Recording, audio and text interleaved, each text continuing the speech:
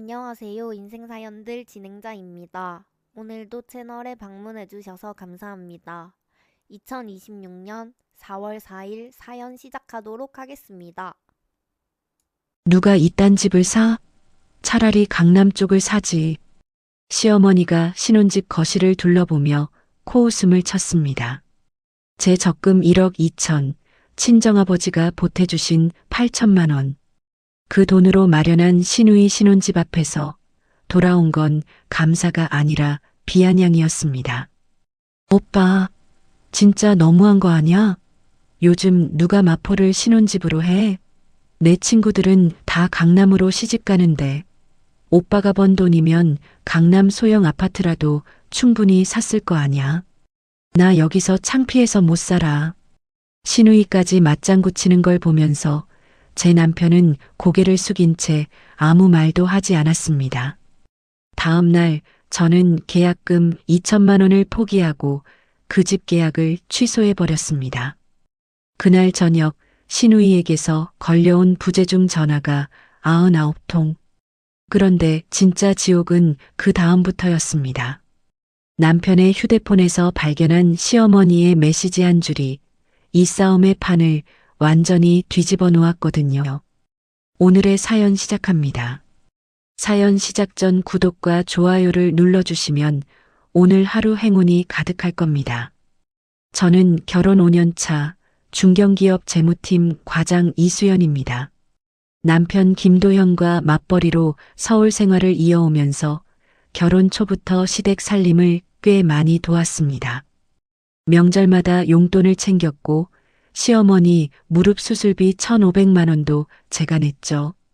시누이 수진이 취업 준비할 때는 토익 학원비의 교재비까지 제 카드에서 빠져나간 돈이 한두 푼이 아니었습니다. 그때마다 도연은 똑같은 말을 했어요. 수연아, 정말 미안해. 근데 우리 식구들 형편 뻔히 알잖아.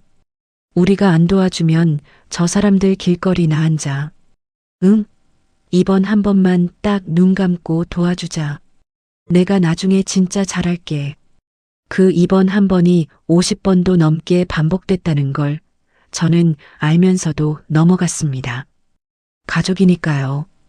가족이니까 당연한 거라고 저 스스로를 납득시키면서 5년을 보냈습니다. 3개월 전 시누이 수진의 결혼이 확정됐습니다. 예비 신랑 박준혁은 중소기업 대리였는데 경제적으로 넉넉한 편은 아니었어요. 시어머니는 그때부터 도연에게 전화를 쏟아부었습니다. 도연이 어느 날 저녁 소파에 나란히 앉아 있을 때 조심스럽게 입을 열었습니다.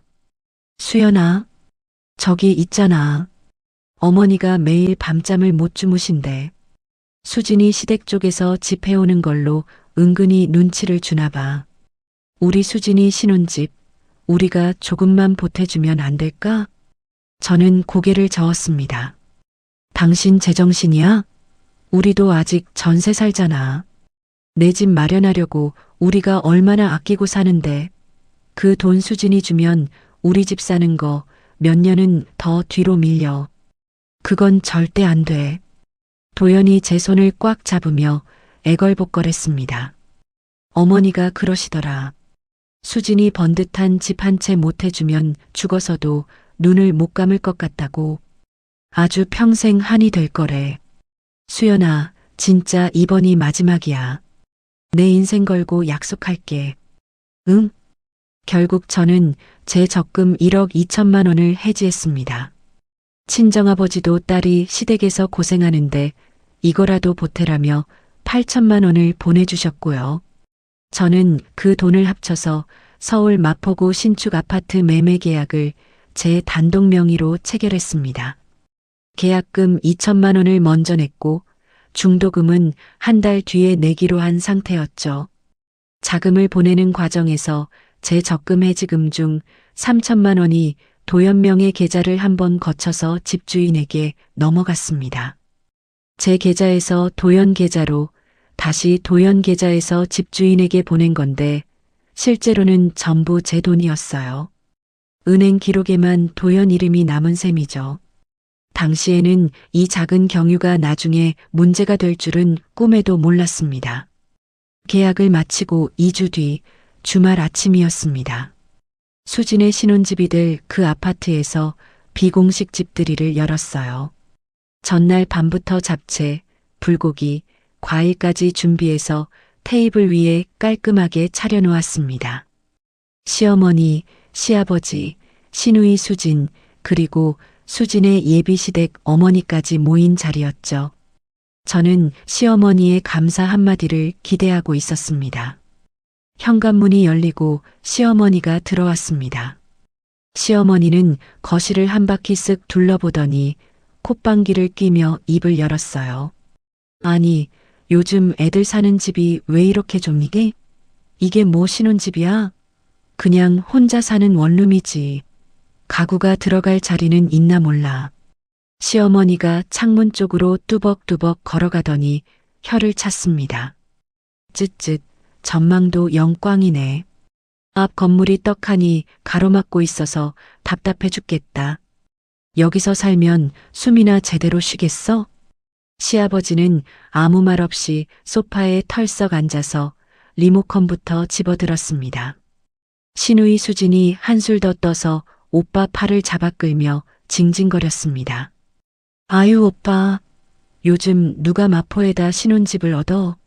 촌스럽게. 같은 돈이면 강남 쪽으로 작아도 브랜드 아파트를 샀어야지. 친구들한테 창피해서 주소도 못 알려주겠어.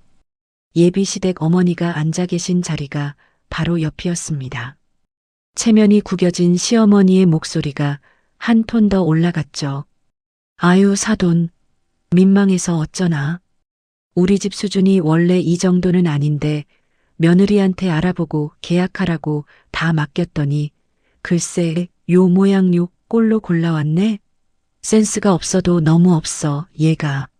시어머니의 아래 위로 훑는 시선이 비수처럼 꽂혔습니다. 도연은 그 옆에 서서 죄 지은 사람 마냥 고개를 푹 숙인 채 휴대폰만 만지작거리고 있었어요.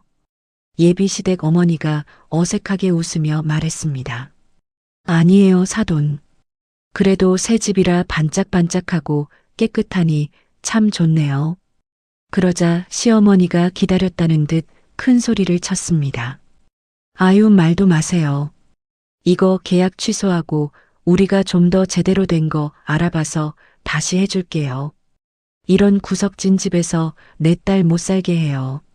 사돈, 걱정 마세요. 제 돈으로, 제 아버지 돈으로 산 집을 시어머니가 제대로 된 게 아닌 것으로 취급하는 말을 듣는 순간 숟가락을 쥔 제 손이 부르르 떨리며 하얗게 질렸습니다. 그날 밤 집에 돌아와서 저는 참다 못해 도연에게 물었습니다. 당신 가족들 정말 너무한 거 아냐? 내가 내 피 같은 돈 들여서 해준 집을 그렇게 대놓고 욕을 해? 예비 사돈 앞에서 나를 그렇게 바보로 만들어야 속이 시원하냐고. 도연이 귀찮다는 듯 옷을 훌렁 벗어 던지며 대답했습니다. 아, 엄마 성격 알면서 왜 그래? 그냥 기분 좋으라고 하신 말씀이지. 당신이 좀 참아. 원래 어른들은 칭찬하는 법이 없잖아. 속 좁게 굴지 말고 내가 좀 더 크게 생각하고 넘어가. 또 같은 말이었습니다. 5년 동안 수십 번 들은 그 말. 저는 그날 밤 처음으로 분명하게 깨달았습니다. 이 사람들에게 내 선의는 아무런 의미도 없다는 것을요. 다음 날 월요일 저는 오전 반차를 냈습니다. 부동산 중개사무소에 직접 찾아가서 확인했어요. 아직 중도금을 내기 전이니까 계약금 2천만 원을 포기하면 계약을 풀 수 있다고 했습니다. 2천만 원이 아깝지 않은 건 아니었어요. 하지만 이 돈마저 시댁의 비아냥 위에 얹어줄 수는 없었습니다. 저는 제 이름으로 된 계약의 해제 서류를 보냈습니다. 사무소를 나와서 바로 친정아버지에게 전화를 걸었습니다. 아버지, 나 그 집 계약 취소했어. 아까운 2천만 원은 날렸지만 아버지가 보태주신 나머지 돈은 내가 꼭 다시 돌려줄게. 미안해, 아버지. 아버지는 한참 아무 말이 없으셨습니다. 수화기 너머로 깊은 한숨소리가 들렸죠. 그래, 수연아. 내가 그렇게 결정했으면 다 그럴 만한 이유가 있겠지. 돈은 돌려줄 생각 말고 내가 가지고 있어라. 마음고생 심했을 텐데 밥 잘 챙겨 먹고. 아버지가 더 묻지 않으신 이유를 저는 알 것 같았습니다. 아버지는 이미 이 결혼 생활에서 제가 얼마나 참아왔는지 알고 계셨던 겁니다. 그날 오후 부동산 쪽에서 집주인에게 계약 해제를 알렸고 그 소식이 신우이에게도 전해졌습니다. 그 순간부터 제 휴대폰이 미친 듯이 울리기 시작했어요. 처음에는 당황한 목소리였던 신우이의 메시지가 시간이 갈수록 비명에 가까워졌습니다. 저는 전화기를 뒤집어서 책상 위에 놓았습니다. 저녁 때 확인해 보니 신우이의 부재중 전화가 99통이었습니다. 시어머니에게도 소식이 닿았는지 도연에게 직접 전화가 갔고 퇴근해서 돌아온 도연은 현관문을 열자마자 하얗게 질린 얼굴로 저를 바라봤습니다. 이수연, 너 미쳤어? 수진이 집 계약 취소했다는 게 진짜야? 지금 우리 집 난리 났어. 너 정말 이럴 거야? 저는 소파에 앉아 눈 하나 깜짝 안 하고 또박또박 말했습니다. 기억 안 나? 어제 내 어머니가 그랬잖아. 원룸 같아서 창피하다고 더 제대로 된 걸로 바꿔주겠다고. 그래서 내가 그 소원 들어드린 거야. 내 돈, 우리 아버지 돈으로 산 집이 그렇게 수준 미달이라는데 내가 왜 사주니? 내 어머니가 호언장담하셨으니까 이제 그 제대로 된 집은 당신네 식구들이 알아서 사. 도연이 머리를 쥐어뜯으며 소리를 질렀습니다. 그래도 나한테 미리 말을 했어야지. 어떻게 상의도 없이 이 큰일을 네 마음대로 결정해? 우리가 부부야? 그 한마디에 저는 확인했습니다. 이 사람은 죽어도 제 편이 아니라는 걸요. 그 밤 저는 거실 소파에 앉아서 신우이의 카카오톡 알림과 시어머니의 음성 메시지를 전부 무음으로 돌렸습니다. 옆방에서 어머니와 통화하며 쩔쩔매는 도연의 목소리가 들려왔어요. 어머니, 진정하세요. 제가 어떻게든 잘 얘기해 볼게요. 예. 수연이 제가 갑자기 왜 저러는지 모르겠네. 네. 이 집에서 저를 지켜줄 사람은 저밖에 없다는 사실이 뼛속까지 스며드는 밤이었습니다. 자기 전에 저는 한 가지를 더 했습니다. 현관 도어록의 비밀번호를 바꾼 겁니다. 시어머니가 제 집 안방처럼 드나들며 알고 있던 그 번호를 새 번호로요. 다음 날 아침 도연이 출근 준비를 하면서 말했습니다. 오늘 저녁에 우리 어머니 집에 같이 가자. 내가 직접 설명하면 어머니도 이해하실 거야. 저는 세수를 하다가 수건으로 얼굴을 닦으며 대답했습니다. 내가 왜 설명을 해? 사과를 받아야 할 사람은 나야. 도연이 넥타이를 매다 말고 한숨을 내쉬었습니다. 내가 왜 이렇게 완고해졌어? 저는 대답하지 않았습니다. 도연은 그대로 문을 닫고 나갔어요. 오전 10시쯤이었습니다. 현관에서 비밀번호 누르는 소리가 났는데 삐소리와 함께 잠금이 풀리지 않았습니다. 제가 어젯밤에 바꿔놓은 번호였으니까요. 곧바로 초인종이 연타로 울리기 시작했습니다. 저는 일부러 천천히 일어나서 30초쯤 뜸을 들인 뒤에 문을 열었습니다. 시어머니가 문이 열리자마자 안으로 들어서며 소리쳤어요. 너 지금 제정신이야. 동생 결혼을 망칠 셈이야. 저는 뒷걸음치지 않고 시어머니를 똑바로 바라봤습니다. 어머니가 그저께 뭐라고 하셨는지 기억나세요? 강남 쪽을 사라고 하셨잖아요. 그러니까 강남 쪽을 직접 사주세요. 시어머니의 입이 벌어졌다가 다시 닫혔습니다. 그리고 시어머니는 전략을 바꿨어요. 두 손으로 얼굴을 감싸더니 울음을 터뜨리기 시작한 겁니다. 내가 뭘 그렇게 잘못했다고. 농담 한마디 한 건데 이렇게까지 하냐? 저는 5년을 살면서 이 울음의 정체를 정확히 알고 있었습니다. 진심이 아니라 저를 굴복시키기 위한 도구라는 걸요. 저는 휴지 한 장 건네지 않고 방으로 들어가서 문을 닫았습니다. 시어머니는 거실에서 이건 챕터 2에 해당 혼자 울고 중얼거렸습니다. 내가 이 나이에 며느리한테 이런 수모를 당하다니. 도연이 아버지는 저렇게 맨날 구석에만 앉아 있고 아무 도움이 안 돼. 방안까지 다 들렸지만 저는 이어폰을 꽂았습니다. 시어머니가 스스로 지쳐서 나갈 때까지 기다렸어요. 문제는 그 다음이었습니다. 시어머니가 우리 집을 나가면서 제 친정 어머니에게 전화를 건 겁니다. 잠시 뒤 친정 어머니에게서 전화가 왔는데 어머니의 목소리가 떨리고 있었습니다. 수연아, 무슨 일이 있었던 거야? 시어머니가 나한테 별걸 다 하시더라. 가정교육이 어떻게 된 거냐고. 저는 가슴이 무너지는 것 같았습니다. 하지만 더 이상 숨길 수가 없었어요. 그동안 차마 친정에 말하지 못했던 것들을 처음으로 솔직하게 털어놓았습니다. 시댁의 끊임없는 금전 요구, 집들이 날 비아냥, 도연의 침묵까지 전부요. 전화기 너머로 어머니가 흐느끼는 소리가 들렸을 때 시댁에 대한 마지막 온정마저 사라졌습니다. 저녁에 퇴근한 도연은 이미 시어머니에게서 이야기를 들은 상태였습니다. 도연이 구두를 벗으며 말했어요. 엄마가 그러시는데 오늘 낮에 내가 엄마를 쫓아냈다며. 저는 식탁을 닦다가 손을 멈췄습니다. 쫓아낸 적 없어. 나는 방에 들어갔고 어머니가 알아서 나가셨어. 도연이 고개를 절레절레 흔들며 말했습니다. 아무리 화가 나도 어른한테 그러면 어떡해. 사실 확인보다 어머니의 감정을 먼저 챙기는 사람. 5년 동안 한 번도 바뀌지 않은 이 사람의 본질을 저는 새삼 확인했습니다. 같은 시각, 신우이 수지는 자기 인스타그램에 글을 올렸습니다. 가족한테 이런 일을 당하다니 너무 힘들다.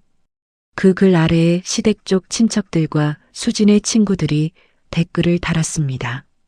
무슨 일이야, 힘내, 언니가 있잖아. 저를 직접 이름 붙이지는 않았지만 누가 봐도 가해자가 누구인지 알 수 있는 글이었어요. 사촌 미경이 그 글을 보고 도연에게 연락했고 상황을 파악한 미경은 시댁 친척 단체 카카오톡방에 메시지를 올렸습니다. 하루 만에 시댁 친척 전체가 이 일을 알게 됐어요. 사건이 터진 지 3일째 시댁 큰아버지까지 전화를 하셨습니다. 도연이 전화를 끊고 나서 저를 보며 말했어요. 큰아버지도 형수가 집안 체면을 구겼다고 하셨어. 수연아, 이번 주말에 나랑 같이 어머니 집에 가서 한마디만 하자. 저는 소파에 앉은 채 도연을 올려다보며 대답했습니다. 내가 사과할 일은 단 하나도 없어. 그 주 주말, 도연은 혼자 시댁에 다녀왔습니다. 돌아온 도연의 표정이 심상치 않았어요. 어머니가 그러셨어. 이러다 수진이 결혼 깨지면 너한테 책임을 묻겠다고. 책임이라는 단어가 귀에 꽂혔습니다. 그건 단순한 감정 싸움의 말이 아니었어요. 시댁이 나에게 경제적 피해를 전가할 수도 있다는 뜻이었죠. 저는 그 순간 불안감과 동시에 경각심이 발동했습니다. 그날 밤 도연이 욕실에 있는 사이 도연의 휴대폰 화면에 카카오톡 미리 보기 알림이 떴습니다. 시어머니에게서 온 메시지였어요. 잠금 화면 위에 딱 한 줄이 보였습니다. 변호사 상담은 받아봤냐? 등골이 서늘해졌지만 저는 일부러 못 본 척 고개를 돌렸습니다. 그날 밤 저는 서재에 혼자 앉았습니다. 은행 앱을 열어서 결혼 5년간 시댁에 보낸 돈을 하나하나 정리하기 시작했어요.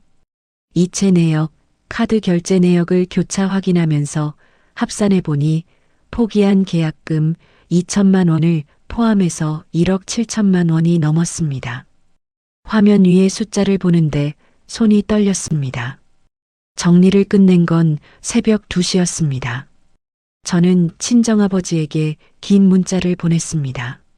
시댁 상황이 심각해지고 있다는 것, 남편도 제 편이 아니라는 것, 시어머니가 도연에게 변호사 상담을 언급한 정황이 있다는 것, 앞으로 무슨 일이 벌어질지 모르니 법적으로 대비해야 할 것 같다는 내용이었습니다. 아버지에게서 답이 왔습니다. 10분 뒤 딱 한 줄이었어요. 감정으로 싸우지 마라. 증거로 싸워라.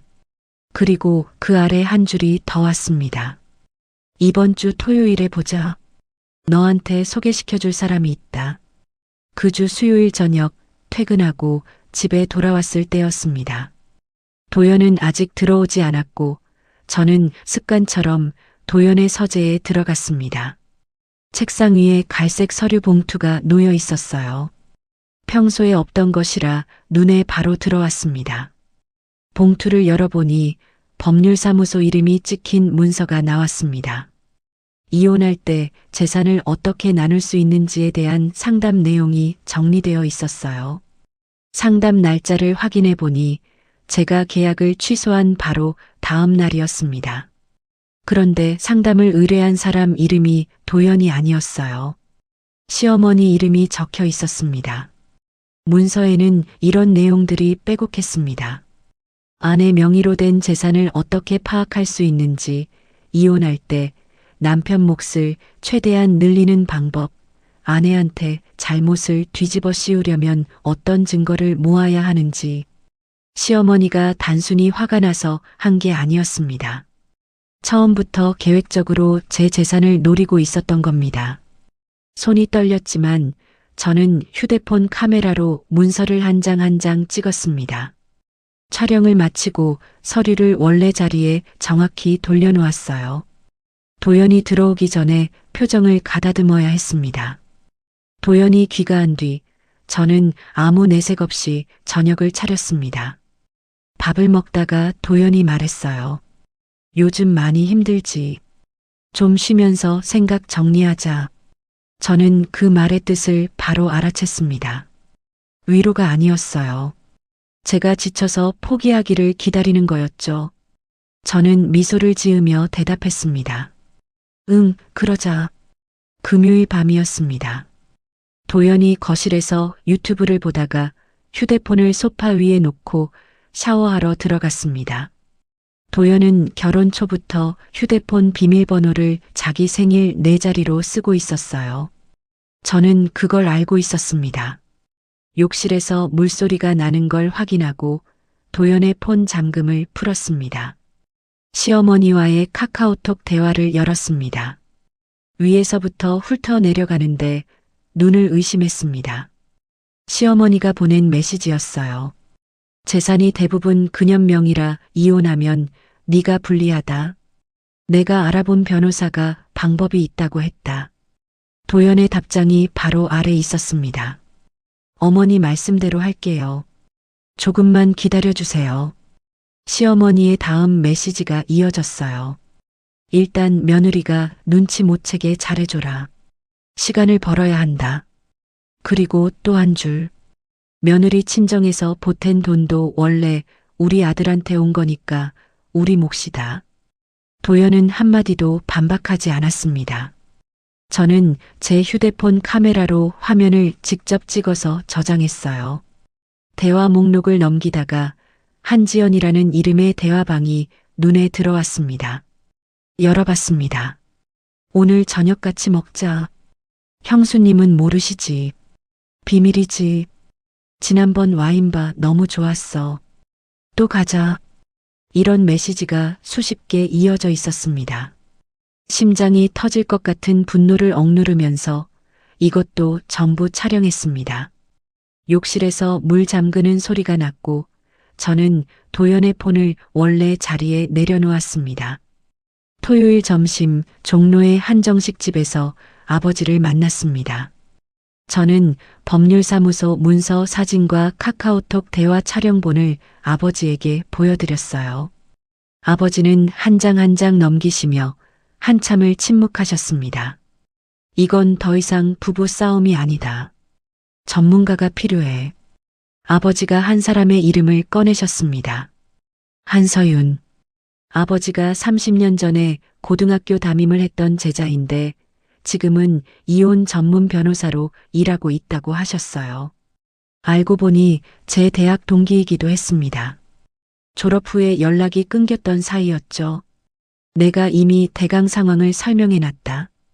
다음 주에 만나봐라. 다음 주 토요일 오후 강남의 조용한 카페에서 서윤을 10년 만에 다시 만났습니다. 대학 시절 법대에서 수석을 놓치지 않던 그 날카로운 눈빛은 변함이 없었어요. 서윤은 제가 가져간 자료들을 펼쳐놓고 하나하나 살펴봤습니다. 법률사무소 상담 문서, 시어머니와 도연의 대화, 도연과 한지연의 대화. 서윤이 메모를 하다가 펜을 내려놓으며 말했습니다. 이 정도면 충분히 싸울 수 있어. 근데 더 확실하게 만들어야 해. 서윤이 내놓은 방법은 3가지였습니다. 하나, 시댁과 통화할 때마다 녹음할 것. 내가 직접 참여하는 통화를 녹음하는 건 법적으로 문제가 없다고 했어요. 둘, 도연과 한지연의 관계를 확실하게 잡을 수 있도록 도연의 카드 결제 내역을 정리할 것. 셋, 결혼 생활 동안 시댁에 보낸 돈을 날짜 순서대로 빠짐없이 정리해서 내가 얼마나 기여했는지 증명할 수 있는 문서를 만들 것. 서윤이 커피잔을 내려놓으며 덧붙였습니다. 시어머니가 이미 변호사 상담을 받았으면 그쪽도 증거를 모으고 있을 거야. 너한테 잘못을 뒤집어 씌우려면 내가 먼저 폭발하게 만들거나 불리한 행동을 하게 유도할 수 있어. 절대 넘어가면 안 돼. 그 말에 도연이 최근 쉬면서 생각 정리하자고 했던 이상하리만큼 부드러운 태도의 뜻을 비로소 이해했습니다. 카페를 나서면서 서윤이 제 손을 잡았습니다. 내가 잘못한 건 하나도 없어. 지금부터 절대 흔들리면 안 돼. 겉으로는 아무것도 모르는 착한 며느리처럼 행동해. 그날 저녁 저는 도연에게 말했습니다. 내가 너무 예민했나 봐. 좀 쉬면서 다시 생각해 볼게. 도연의 어깨가 내려갔습니다. 입꼬리가 올라가면서 대답했어요. 그래, 내가 이해해주면 어머니도 풀리실 거야. 도연이 안도하는 그 표정을 보면서 저는 확신했습니다. 이 사람은 관계를 회복하려는 게 아니라 시어머니의 계획대로 시간을 벌고 있을 뿐이라는 걸요. 그날 밤 서윤에게 메시지를 보냈습니다. 연기 시작했어. 남편은 완전히 넘어간 것 같아. 서윤의 답이 돌아왔습니다. 좋아. 이제부터 전쟁이야. 매일 보고해. 착한 며느리 연기를 시작한 지 2주가 지났습니다. 시어머니는 제가 달라진 걸 보고 기분이 풀렸는지 전화할 때마다 목소리가 한결 부드러워졌어요. 그래, 내가 이제 정신을 차렸구나. 저는 전화기를 귀에 대고 고개를 끄덕이면서 통화 녹음 버튼이 켜져 있는지 확인했습니다. 시어머니가 말을 이어갔어요. 수진이 집은 당연히 내가 다시 사줘야지. 원래 오빠가 해주는 거야. 저는 속이 뒤집어지는 걸 참으며 대답했습니다. 네, 어머니. 알아볼게요. 녹음 파일이 하나 더 쌓였습니다. 며칠 뒤 시어머니에게서 또 전화가 왔습니다. 수진이 예단 비용이 부족하다. 500만 원만 보태줄 수 있겠니? 저는 이를 꽉 깨물면서 대답했어요. 네, 어머니. 확인해보고 연락드리겠습니다. 이 통화도 녹음 파일에 추가했습니다. 같은 기간 동안 저는 퇴근 후 집에서 도연의 신용카드 명세서를 확인했습니다. 지난 3달간 강남의 특정 와인바, 레스토랑, 청담동 근처 호텔바에서 두 사람이 먹은 것으로 보이는 결제 내역이 7건 있었어요. 결제 날짜를 하나하나 적어놓고 도연이 저한테 야근이라고 했던 날짜와 대조해 봤습니다. 7건 전부 일치했습니다. 저는 이걸 표로 정리해서 서윤에게 보냈어요. 다음 토요일 오후 서윤의 사무실에서 만났습니다. 서윤이 제가 보낸 자료를 검토하더니 고개를 끄덕였어요. 카드 내용만으로는 부족해. 직접 만나는 장면이 필요해. 서윤이 이전에 함께 일한 적 있는 민간조사 업체를 연결해 줬습니다. 서윤이 강조한 게 있었어요. 이 업체는 합법적인 범위에서만 일해. 건물 로비나 도로 같은 공개된 장소에서만 촬영하는 곳이야. 조사업체 대표를 만났을 때 제가 정리한 카드 내역을 보더니 말했습니다. 결제 패턴이 이 정도로 일정하면 2주면 결과가 나옵니다. 비용은 300만 원이었습니다. 제 비상금에서 꺼냈어요. 서윤이 말했던 게 머릿속에 정확히 박혀 있었거든요. 지금 쓰는 돈은 나중에 돌려받을 수 있어. 열흘 뒤 조사 보고서가 도착했습니다. 도연이 퇴근 후 강남 와인바에서 한지연을 만나는 장면, 한지연의 역삼동 오피스텔 건물 로비에 둘이 나란히 들어가는 장면, 다음 날 아침 같은 옷을 입고 함께 나오는 장면이 시간대별로 찍혀 있었습니다. 전부 건물 로비, 도로, 상가 앞 같은 공개된 장소에서 촬영한 것들이었어요. 보고서에 따르면 도연과 한지연은 약 6개월 전부터 같은 팀에서 일하기 시작했고 조사 기간 중 4번 만났으며 오피스텔에 함께 들어간 게 3번이었습니다. 사진을 한 장 한 장 넘기는데 눈물보다 안도감이 먼저 왔습니다. 이제 흔들릴 이유가 하나도 없어졌으니까요. 퇴근 후와 주말을 이용해서 결혼 5년간 시댁에 보낸 모든 돈도 정리했습니다. 은행 이체 내역, 현금 인출 기록, 시어머니 수술비 영수증, 시누이 학원비 카드 결제, 명절 용돈, 그리고 포기한 계약금까지 합치니 총 1억 7천만 원이었어요. 제 개인 자산에서 나간 것과 부부 공동돈에서 나간 것을 따로 구분해서 서윤에게 넘겼습니다. 서윤이 주말 미팅에서 모든 증거를 펼쳐놓고 검토를 마치더니 말했습니다. 이 정도면 충분히 이겨. 도연 쪽이 잘못한 쪽으로 판정받을 가능성이 아주 높아. 서윤이 잠시 뜸을 들이다가 입을 열었어요. 근데 지금 바로 소송을 걸지 말자. 시댁이 스스로 무너질 기회를 한 번 더 만들자.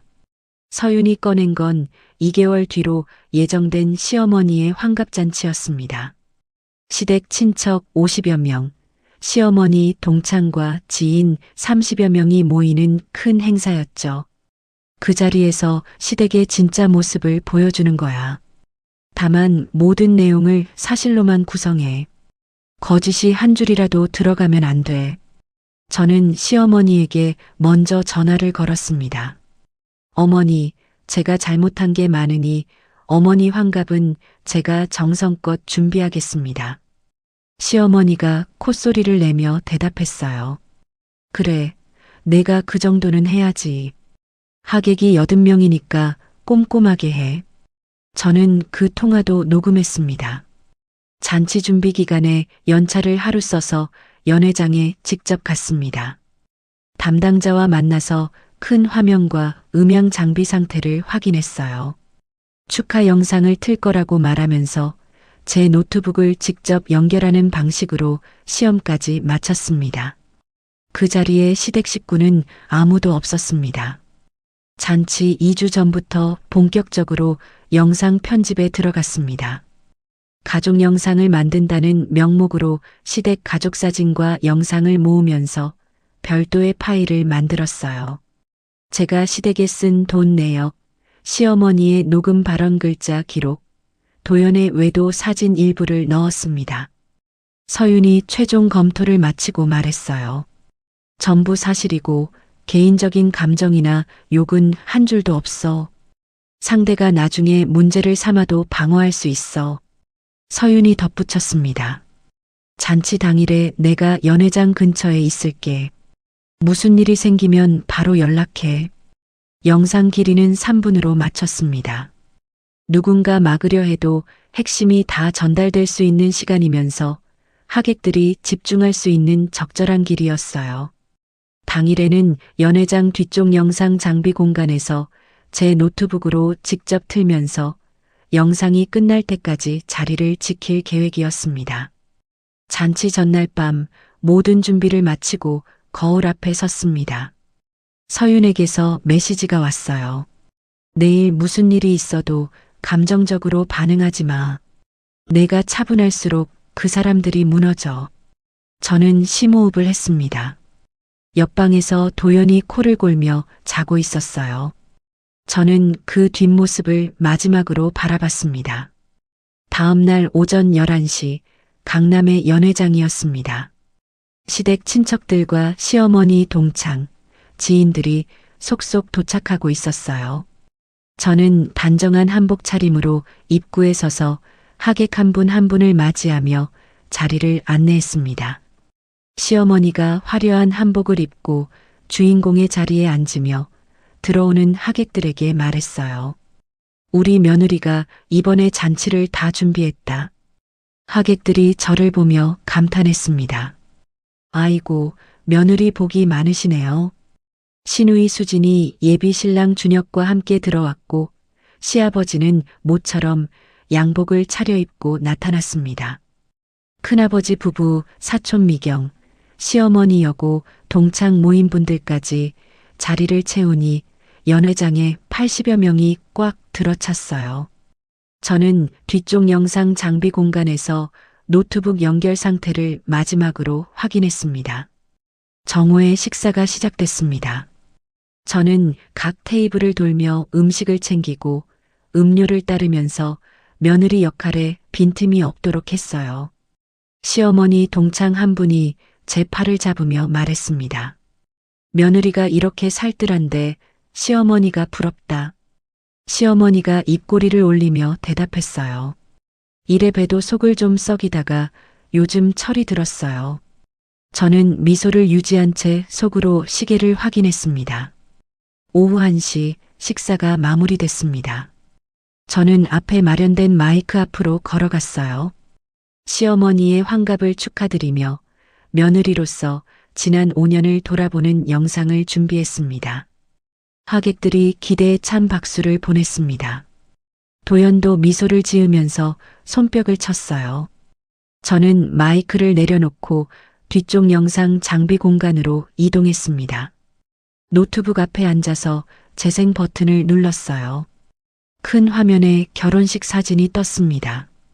명절 가족 사진, 여행 사진이 이어지면서 하객들 사이에서 감탄이 흘러나왔습니다.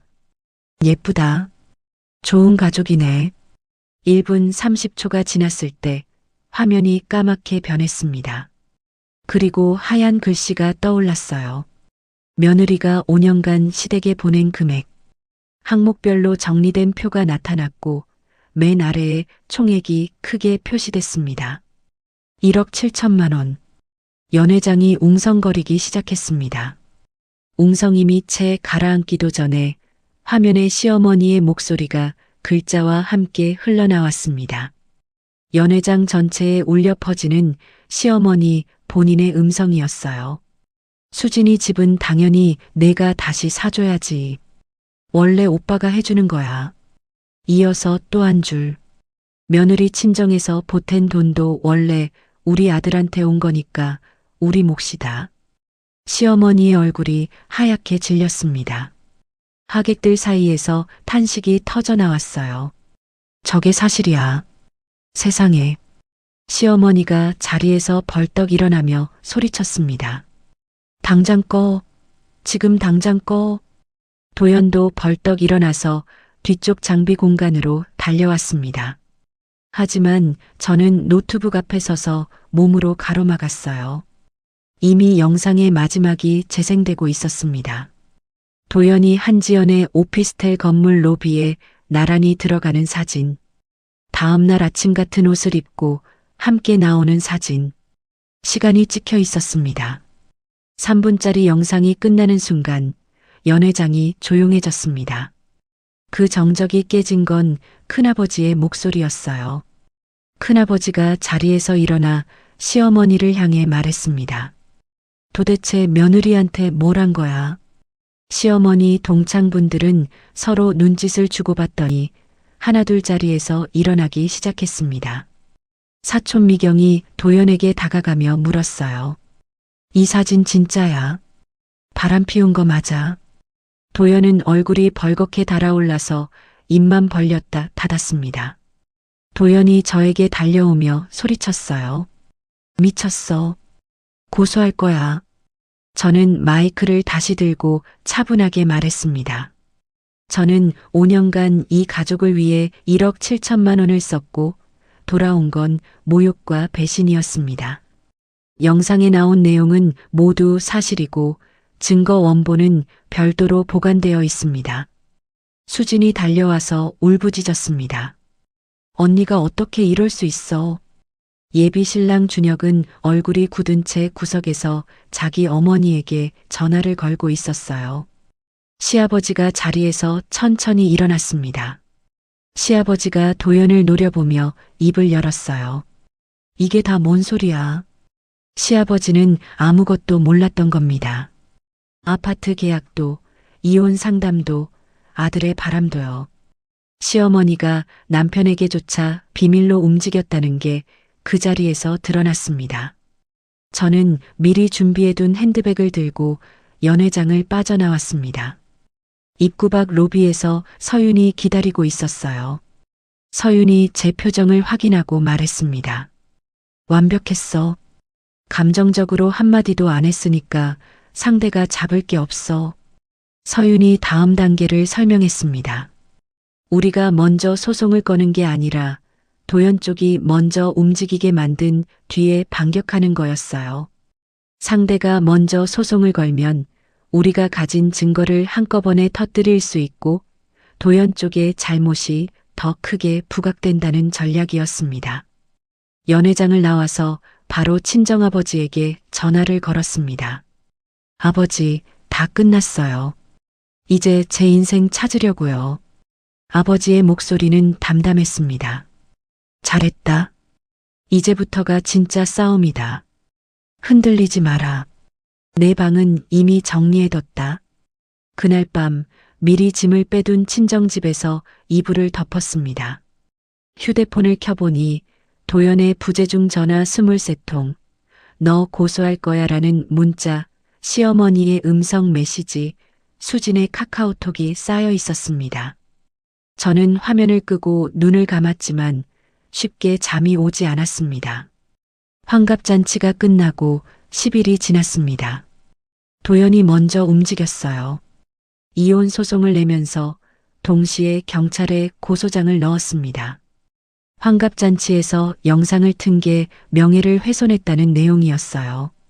서윤에게서 소송 서류 사본을 전달받았습니다. 서윤이 서류를 넘기며 말했어요. 예상대로 왔어. 도연 쪽 변호사가 시어머니가 처음 상담했던 그 사무소 소속이야. 도연 쪽 변호사는 두 가지를 내세웠습니다. 하나는 제가 아파트 계약을 혼자서 취소한 게 잘못이라는 것, 또 하나는 환갑잔치에서 영상을 공개한 게 잘못이라는 것이었어요. 저를 가해자로 몰아가려는 구도였습니다. 같은 시기 수진의 예비시댁에서 연락이 왔습니다. 환갑잔치 소문이 돌았던 겁니다. 예비시댁에서 가족회의를 열었고 결론은 파혼이었어요.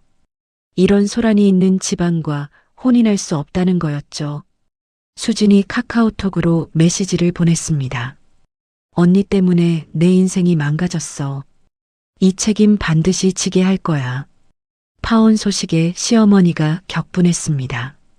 시어머니는 수진과 함께 저를 상대로 따로 소송을 냈어요. 수진은 파혼 때문에 받은 정신적 피해를, 시어머니는 잔치에서 망신당한 정신적 피해를 각각 내세웠고 합쳐서 5천만 원을 요구했습니다.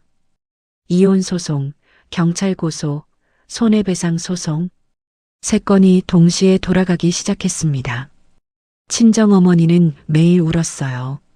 차라리 그냥 참고 살지. 왜 이 지경까지 왔니? 어머니의 말에 마음이 흔들리지 않은 건 아닙니다. 하지만 이미 돌이킬 수 없는 강을 건넜다는 걸 알고 있었어요. 친정아버지는 어머니와 달랐습니다. 감정을 드러내지 않으셨어요. 제가 친정에 머무는 동안 매일 아침 식탁에 깎아놓은 과일이 있었고 저녁에는 제 방 앞을 지나가시며 불이 켜져 있는지 확인하셨습니다. 어느 날 새벽 부엌에서 물을 드시다가 저와 마주치셨어요. 걱정 마라. 내 아빠가 있다. 그 한마디만 하시고 방으로 들어가셨습니다. 소송이 진행되면서 법원에서 제 직장에 서류를 보냈습니다. 제 월급과 퇴직금에 대한 자료를 요청하는 내용이었어요.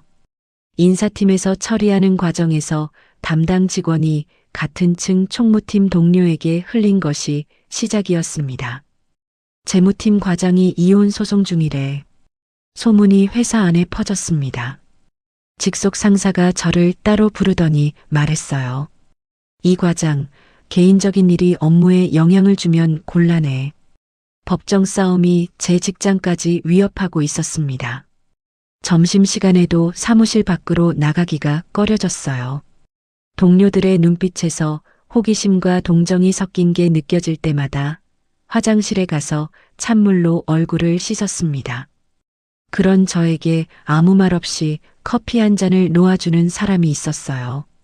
같은 팀 후배 오민지였습니다. 민지는 한 번도 제 사정을 묻지 않았어요. 그냥 제 자리에 커피를 놓고 돌아갔습니다. 그 작은 행동이 직장에서의 유일한 위로였어요.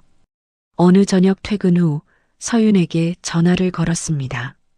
나 지금 3건이 동시에 돌아가고 있는데 정말 이길 수 있는 거 맞아. 서윤이 처음으로 목소리를 낮추며 솔직하게 말했습니다. 경찰 고소건은 변수가 있어. 잔치에 80명이 있었으니까.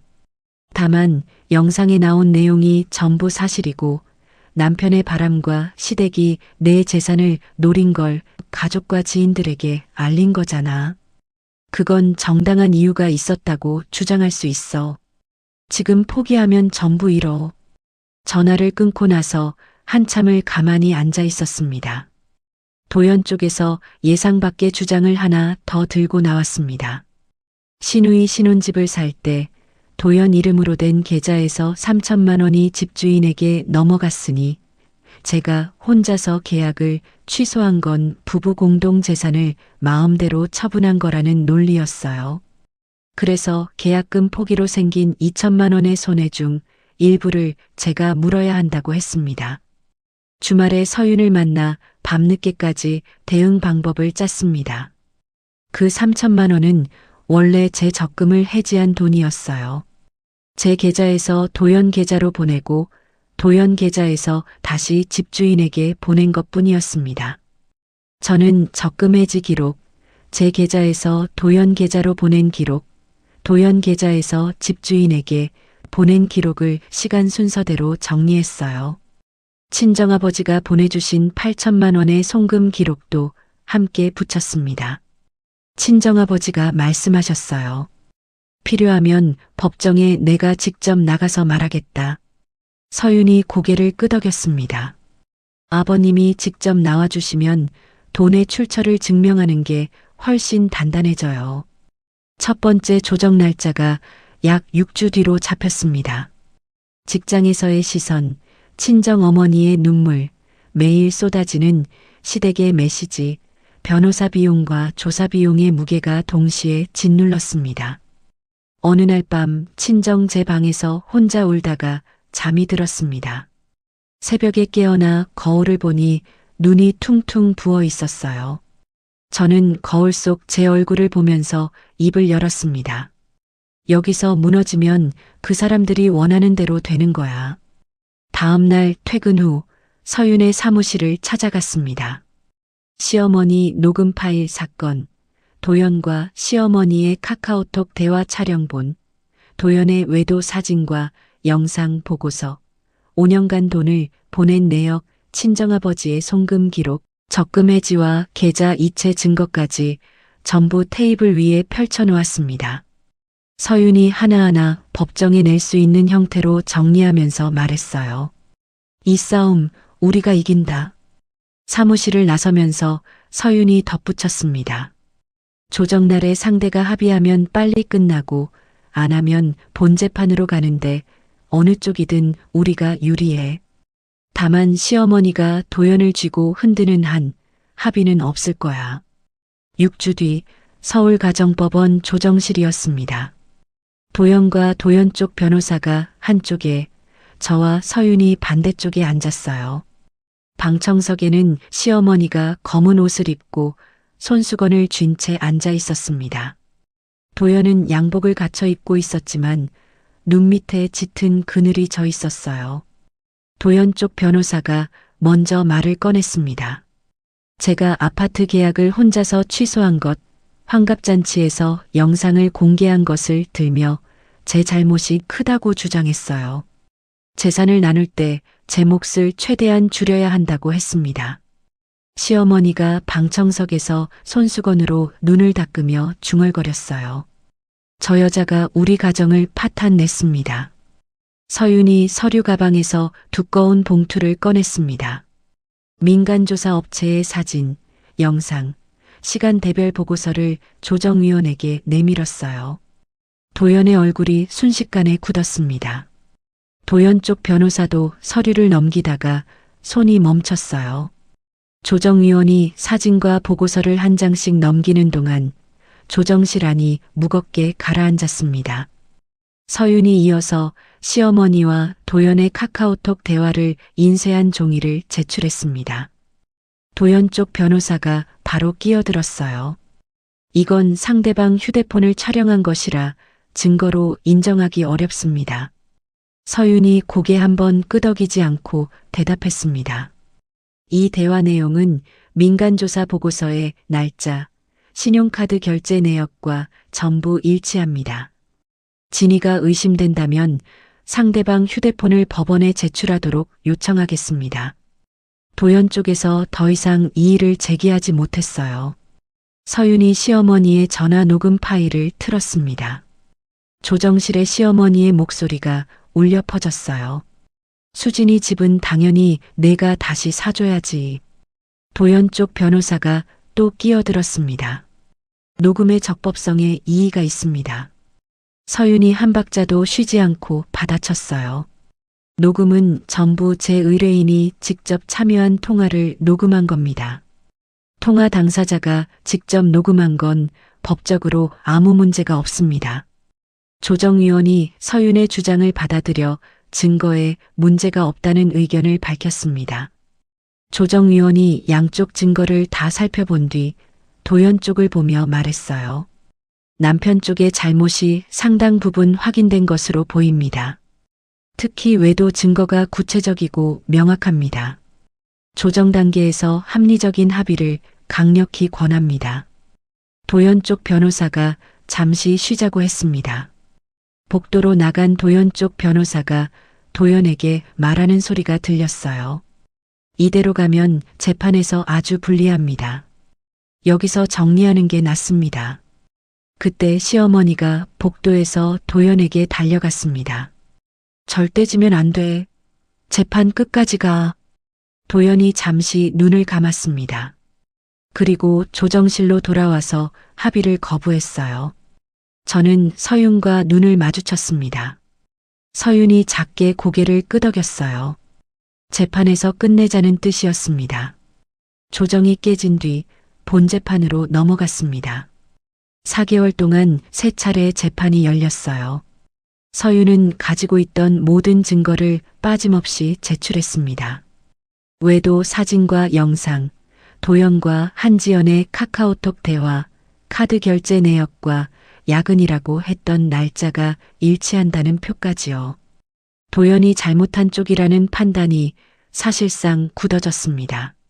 아파트 계약금 문제에 대해서는 친정아버지가 직접 법정에 나와주셨습니다. 아버지가 증인석에 앉아서 8천만 원을 왜 보냈는지, 그 돈이 어디에 쓰였는지를 차분하게 말씀하셨어요. 제 적금 해지 기록과 계좌 이체 순서가 돈의 출처를 분명하게 보여줬고, 법원은 그 아파트 계약이 실질적으로 제 돈으로 이루어진 것으로 판단했습니다. 도연 쪽이 경찰에 낸 고소건은 수사를 거쳐 검찰로 넘어갔습니다. 서윤이 낸 의견서의 핵심은 이랬어요.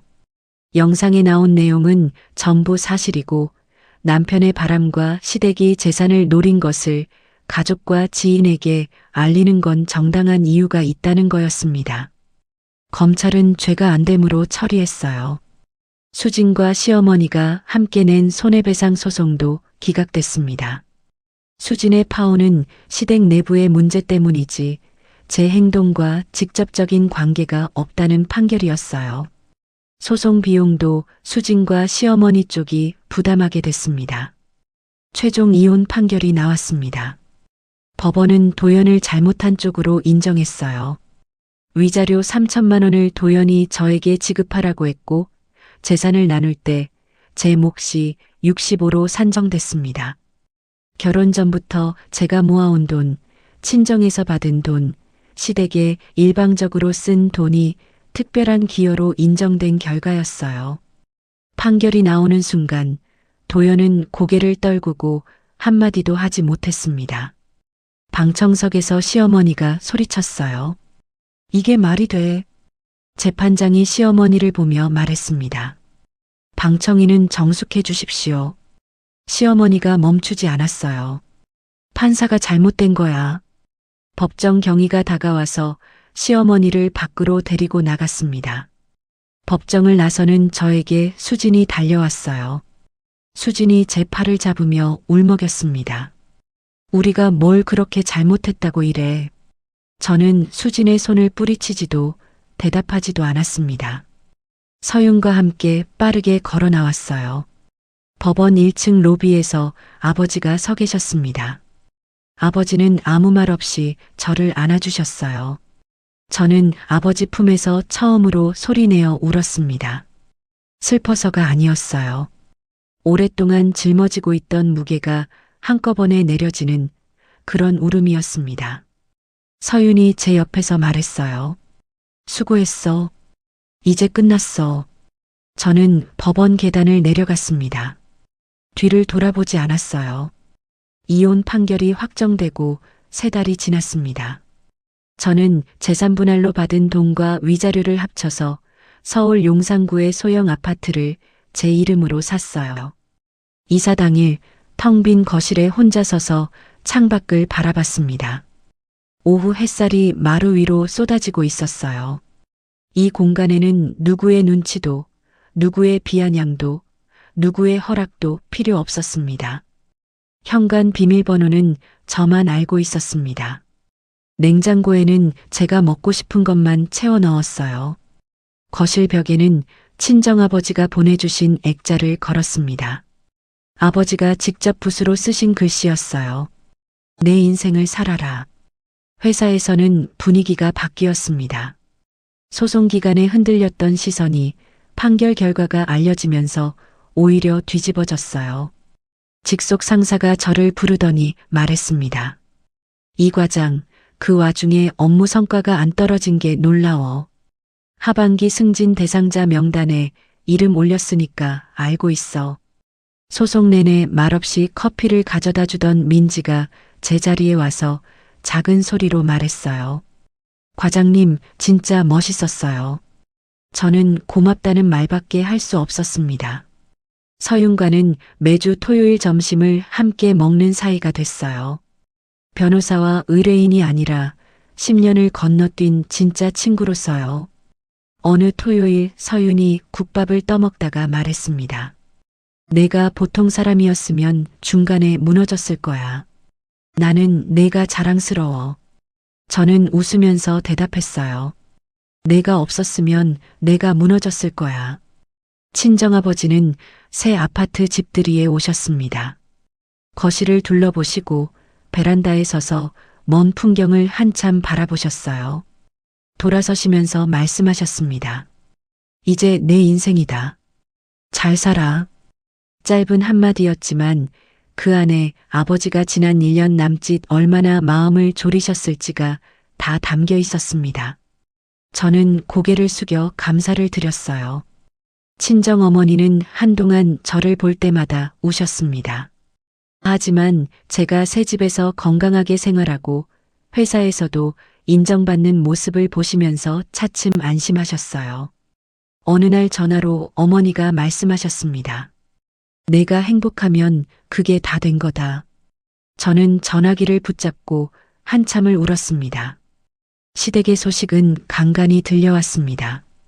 도연은 위자료 3천만 원을 내고 재산 분할까지 마치느라 경제적으로 큰 타격을 입었어요. 살던 아파트를 전세로 돌리고 회사 근처 원룸으로 이사했다고 합니다. 바람 사실은 이미 환갑잔치에서 친척들 앞에 다 드러났으니 시댁 쪽 모임에서도 도연의 입지가 좁아졌어요. 도연의 외도가 회사에도 알려졌다는 이야기는 서윤을 통해 전해 들었습니다.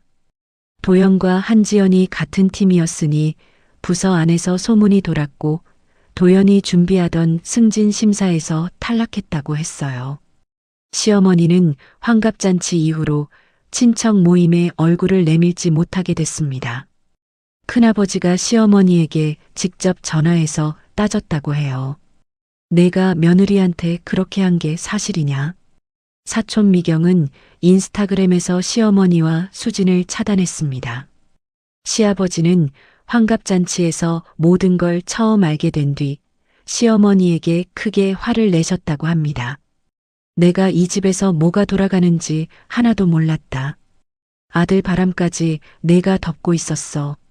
시아버지는 결국 시어머니와 따로 사시기 시작했다고 해요. 수지는 파혼 후 새로운 만남은커녕 시어머니 생활비까지 떠안게 됐습니다. 결국 수진이 시어머니에게 터뜨렸다고 합니다. 오빠가 이혼한 것도 언니 탓, 내 파혼도 언니 탓이라고 했잖아. 그런데 정작 오빠 바람은 왜 말 안 했어? 어머니가 그걸 알면서도 오빠 편만 든 거잖아. 시댁 안에서도 금이 가기 시작한 겁니다. 이혼 후 6달이 지난 어느 일요일 오후였습니다. 새 아파트 베란다에서 커피를 마시고 있었어요. 휴대폰이 울렸습니다. 화면에 김수진이라는 이름이 떠 있었어요. 환갑잔치 날 수진이 울부짖던 얼굴이 스쳤지만 저는 아무런 감정 없이 화면을 바라봤습니다. 전화를 받지 않았습니다. 곧 카카오톡으로 수진의 메시지가 왔어요. 언니, 한 번만 만나자. 할 말이 있어. 제발. 저는 메시지를 읽고 화면을 껐습니다. 그 할 말이 사과든 원망이든 저에게는 더 이상 어떤 의미도 없었어요. 베란다 난간에 기대어 저녁 노을이 물드는 하늘을 바라봤습니다. 1년여 전 마포 아파트 계약서에 도장을 찍던 그날의 저를 떠올렸어요. 그때의 저는 선의를 베풀면 사랑으로 돌아올 거라고 믿었습니다. 지금의 저는 알고 있었어요. 선의를 짓밟은 사람들에게 정확한 대가를 치르게 한 뒤 홀로 서는 법으려. 휴대폰 화면에 수진의 부재중 전화 알림이 또 하나 떴습니다. 저는 그것을 내려다보다가 커피잔을 테이블에 놓으며 혼잣말처럼 말했어요. 이제 받아줄 이유가 없지. 그리고 베란다 문을 닫았습니다.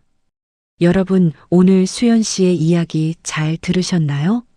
수연은 5년 동안 시댁을 위해 1억 7천만 원을 썼습니다. 명절마다 용돈을 챙겼고 시어머니 수술비를 냈고 시누이 학원비까지 보탰습니다. 신혼집까지 사줬는데 돌아온 건 고맙다는 말 한마디가 아니라 면전에서 퍼부은 비아냥이었죠. 가족이니까 참았고 가족이니까 넘어갔고 가족이니까 당연한 거라고 스스로를 납득시켰습니다. 하지만 선의를 베풀수록 돌아온 건 더 큰 요구와 더 깊은 모욕이었어요. 내가 아무리 잘해줘도 고마운 줄 모르는 사람에게는 더 잘해주는 것이 답이 아닙니다. 수연이 계약을 취소한 건 화가 나서가 아니었어요. 더 이상 짓밟히지 않겠다는, 스스로를 지키겠다는 첫 번째 선택이었습니다. 혹시 지금 가족이라는 이름 아래 참고만 계신 분이 있으신가요? 내 선의를 당연하게 여기는 사람 곁에서 혼자 소가리를 하고 계신 건 아닌가요? 수연의 이야기가 그런 분들에게 작은 용기가 되었으면 좋겠습니다. 이야기를 끝까지 들어주신 분이 계시다면 잘 들었다고 댓글 하나만 남겨주세요. 감사합니다. 오늘의 사연도 끝까지 들어주신 시청자 여러분 감사합니다. 오늘 하루도 무탈하고 행복한 하루 보내세요.